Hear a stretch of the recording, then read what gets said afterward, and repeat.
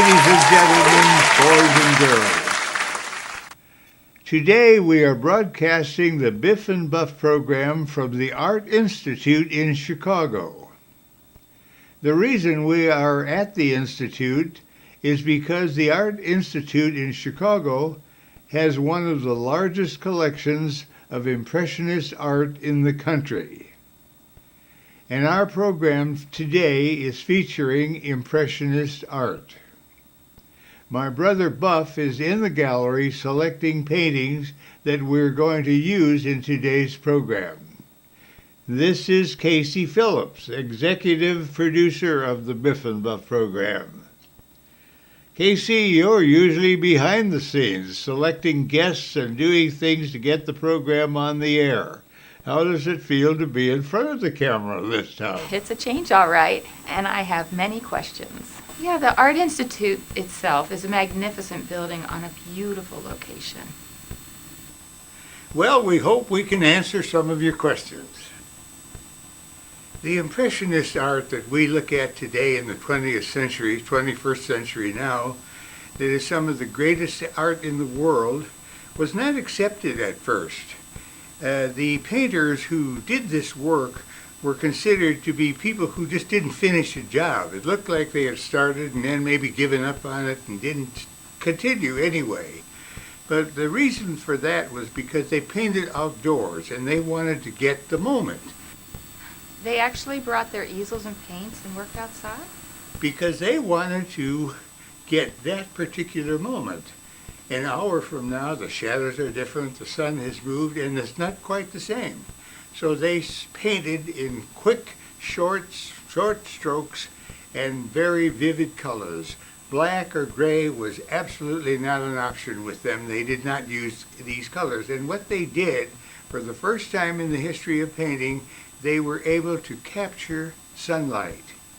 That is one of the things that made their paintings much more vivid and much more bright. The term Impressionism was originally used by a journalist named Louis Lemoy, who wrote in a popular magazine very critical about the type of work that was being done by these artists that we now think of as some of the famous and most great artists in the world. In 1874, the Paris Academy, which was the great exhibition hall they used every year, it was done at the Salon. The Salon was part of the Louvre, and that's where the exhibit was held. In the year 1874, they had over 5,000 paintings submitted to be in the exhibit. 5,000 paintings for one exhibition? Well, they didn't take very many of them, and they took none of the Impressionist paintings. They didn't do any of them. So what they did themselves, they decided to have their own exhibition. And they held it in the photography studio of Nader. Nader was a famous photographer and also a balloonist. But they held the exhibition there. And it was known as the Exhibition of the Refused. At that time, Louis III was the Emperor of France. And he visited the Exhibition of the Refused. In fact, he even bought a painting there. The founders of Impressionist art were Claude Monet, Alfred Sisley, Frederic Bizet, and Auguste Renoir. They were all students at one time in classes studying painting, and they were all friends. And they all worked together over the years. They were the people who started the first Impressionist art, the first thing called the art of the refused. Claude Monet was the son of a Parisian shopkeeper who moved later to Le Havre when the boy was about 5 years old. He went to school there, and he became very well known for his charcoal drawings and also his caricatures. In fact, he made enough money doing caricatures to pay his way through art school eventually. His famous painting, Sunrise, is one of the most well-known Impressionist paintings today. In fact, it was the subject that caused Lemoy to write the critical article that was printed in the Parries, and papers. I think sunrise is beautiful. At first, Monet was not attracted to Impressionist paintings whatsoever. But a man by the name of Bodin, who painted scenes along the beach in Le Havre, he became well acquainted with him and saw his paintings and changed his mind and became an Impressionist painting himself. He served briefly in the military in Algeria, after which he came home and suffered typhoid fever. After he recovered from typhoid fever, he started art school. It was in art school that he met Renoir, Sisley, and Frederic Bazel. The four became fast friends, and their friendship culminated in the exhibition of the Refuse. Frederic Bazel was the son of a wealthy wine merchant in Paris. His circumstances were quite different than the other artists.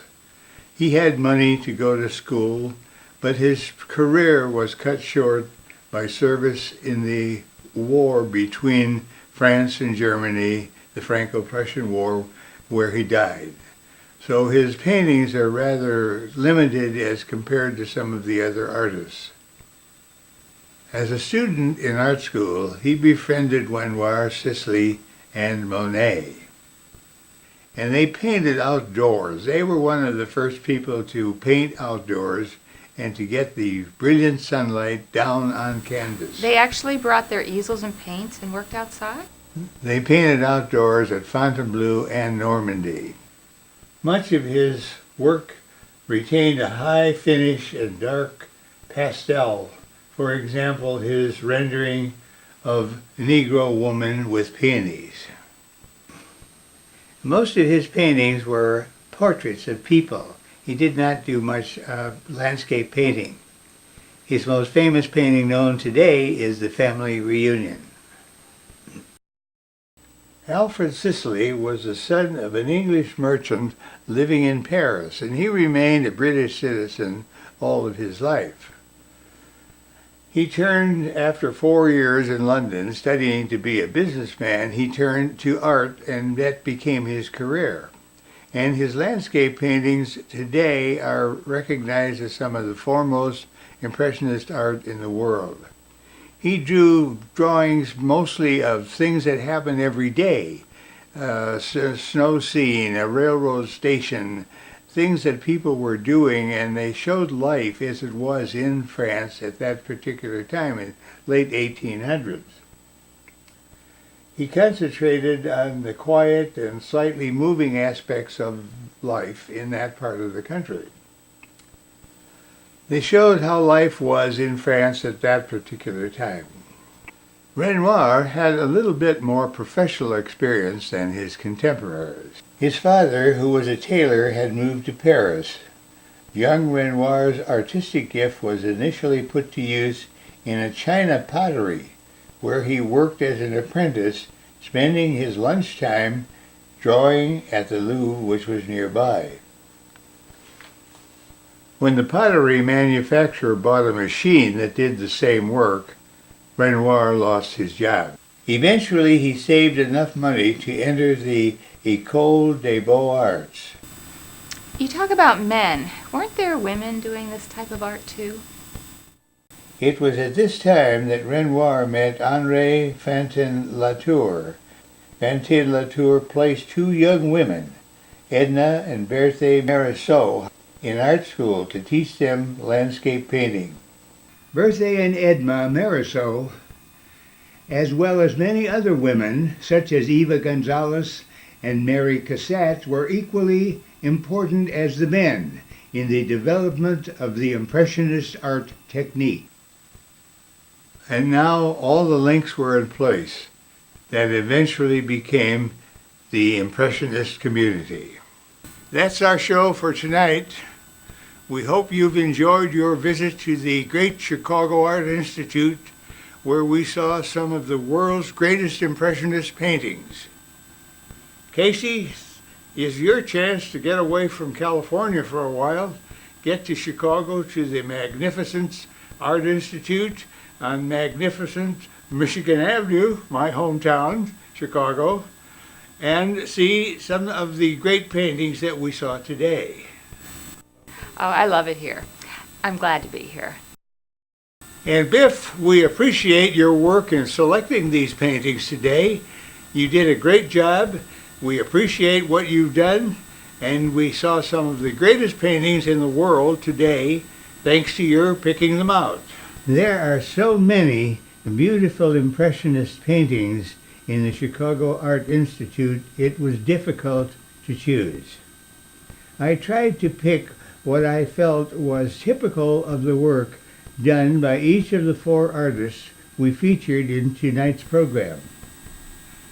You can see more Biff and Buff programs on our website, newedmedia.com.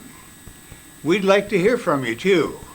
Our telephone number is on the site, as well as our email address. We'd like to hear from you.